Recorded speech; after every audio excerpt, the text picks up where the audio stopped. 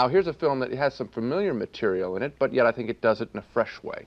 In the movie business, there's a peculiar creature known as the cult film, films that aren't necessarily hits when they're first released, but eventually they find an audience, and it's typically young people.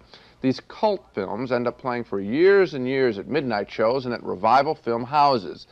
Now, I think an innocent little high school comedy called Rock and Roll High School has a chance of becoming a cult film, of joining the ranks of pictures like Harold and Maude and the sing-along Rocky Horror Picture Show. In Rock and Roll High School, the mean new high school principal has devised a machine that measures the effect of rock music. Together with two teachers, she conspires to clamp down on her rock music crazy student body. I investigated reports of loss of hearing by individuals due to the high decibel level involved in playing rock and roll music. Put on these ear protective devices, as I am going to, Mr. McCree, play a song by the Ramones at the decibel level consistent with that used in your average concert. Your standard mouse and your standard speakers. Now back.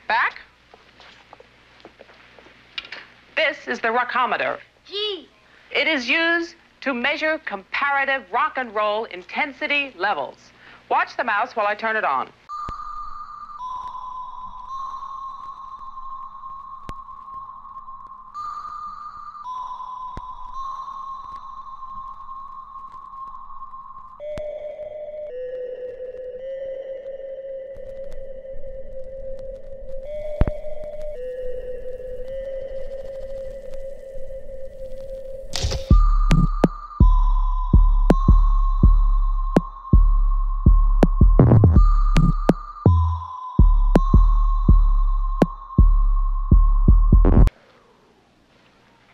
Notice the loss of hearing. The gym! Girls!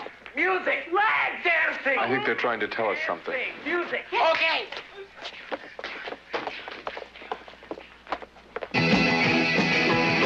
Fun, fun, rock and roll high school. Fun, fun, rock and roll high school. Fun, fun, rock and roll high school. Fun, fun, oh baby. Fun, fun, oh baby. Fun, fun. The ringleader of the rebellious students is that blonde girl skipping rope there, a punk rocker named Riff Randall.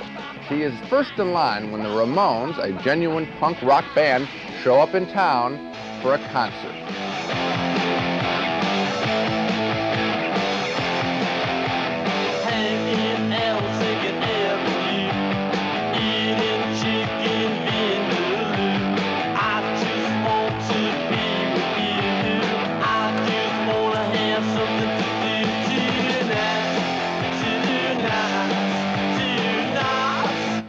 Great. Now, what we're dealing here with, obviously, is not Citizen Kane. Rock and Roll High School is not a great movie, but it's a very entertaining one with more energy than any of the pictures we've got on this show. And it has all the traditional elements of summer movies made for young people. Rock music, cars, kids trying to burn down their high school.